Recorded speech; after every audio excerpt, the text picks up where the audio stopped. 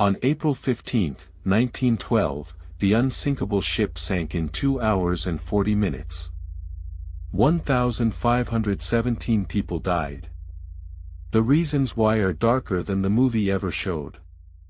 You are about to discover that the Titanic received several iceberg warnings throughout the day, including one from the SS Caronia at 9 a.m. on April 14, 1912, which was ignored by the bridge crew, leaving you to wonder what would have happened if those warnings were heeded. The Titanic was the largest ship in the world at that time, measuring 882 feet 9 inches in length, and it was on its maiden voyage from Southampton to New York City, carrying 2,224 people, including 330 first-class passengers, such as millionaires John Jacob Astor and Benjamin Guggenheim. As you consider the lives of these passengers, you may ask, what was the atmosphere like on board the ship in the days leading up to the disaster, where the crew had conducted a lifeboat drill on April 10, 1912, but only with a reduced number of crew members, and the ship was traveling at a speed of 22 knots in a known ice field. The White Star Line, the company that owned the Titanic, had been warned about the presence of icebergs in the area by the British Board of Trade, which had issued a warning on April 10, 1912, and the ship's lookouts, Frederick Fleet and Reginald Lee, were not provided with binoculars, which were locked in a cabinet, and the key was not readily available. As you delve deeper into the story, you will see that on the night of April 14, 1912, the Titanic struck an iceberg at 11:40 p.m., which caused significant damage to the ship's hull, and the crew sent out distress signals, including the famous CQD and SOS messages, which were received by several ships in the area, including the RMS Carpathia, which was 58 miles away. The crew of the Titanic launched the lifeboats, but they were not filled to capacity, with Lifeboat 1, for example, being launched with only 12 people on board, despite having a capacity of 65, and Lifeboat 7 being launched with only 28 people, despite having a capacity of 65, leaving you to ponder, what would have happened if the lifeboats had been filled to capacity?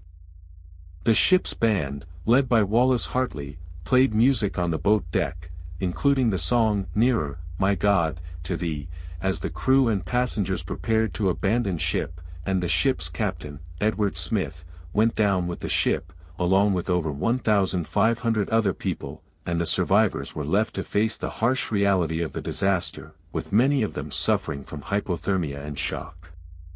The class-based survival rates were stark, with 60% of first-class passengers surviving, compared to only 24% of third-class passengers, and the crew's decisions in the final hours, including the decision to try to save the ship by reversing the engines, ultimately proved to be futile.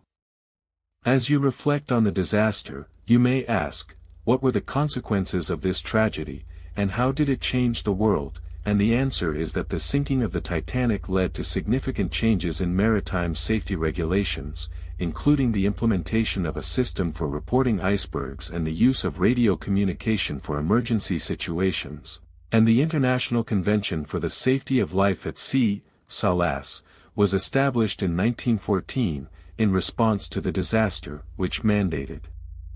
that all ships have enough lifeboats for every person on board, and the use of wireless telegraphy for emergency communication became standard practice. The Titanic disaster also led to the creation of the International Ice Patrol, which was established in 1913, to monitor the presence of icebergs in the North Atlantic, and the patrol has been successful in preventing any major maritime disasters due to icebergs since its establishment.